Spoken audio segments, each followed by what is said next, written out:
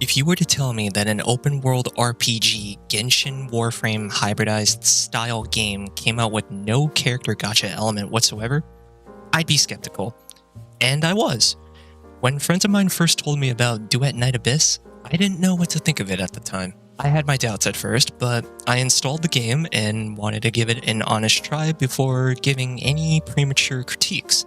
At this point, I am trial rank 60 and still playing since the game's release on October 28th with 212 hours under my belt, and I'm fairly hooked on the game.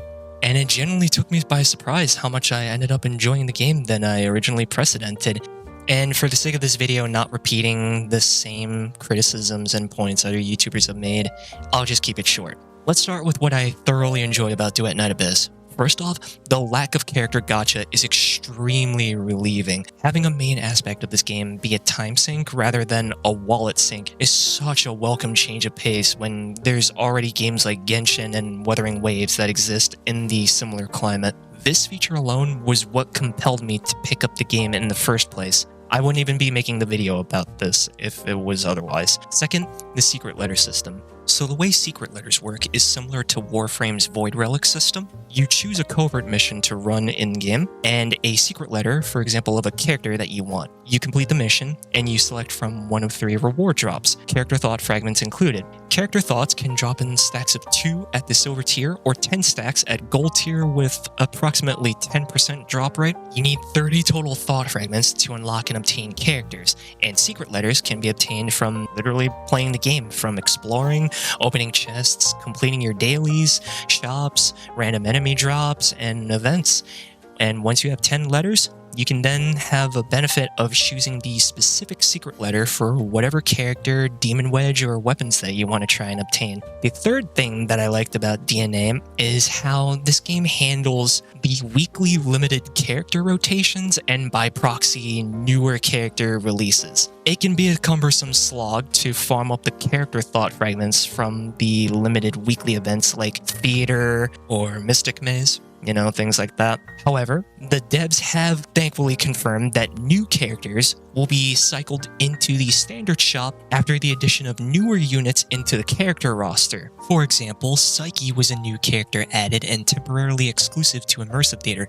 But since Fina is the newest released character, she has replaced Tabitha's previous spot in the Nocturnal Echoes event, where her character fragments and weapon can be farmed weekly. Likewise, Tabitha has been since rotated into the standard shop, where both her character fragments and weapon, like Psyche, can be obtained, but in the standard shop. This perfectly resolves a nitpick I previously had with Warframe's vaulting system, where newer prime releases would cycle out the older primes in the room. Yes, there are many similarities that Duet Night Abyss shares with Warframe. Track shift modules are your forma, demon wedges, and the build crafting system is Warframe's modding system. You got missions like Termination and Exploration that are just exterminate and survival. Some characters are ripped from the Warframes that they're based off of, Lynn practically being one-to-one with Mesa from her design and gameplay kit, Psyche with Titania, and Tabitha being Lolly Hydroid. DNA does implement plenty of changes that make it stand out from Warframe, but there are aspects that it could improve upon. The multiplayer is pretty limited. You can't co-op the main story, open world, or events like the weekly bosses, Mystic Maze, or Mortal Theater. Things like commissions and covert commissions are able to be co-opted. Certain drop tables can be adjusted, especially when farming demon wedges, and drop rates can be increased, like farming Carmine for leveling your demon wedges in the first place, and having rewards scale in defense missions based on how long you spend.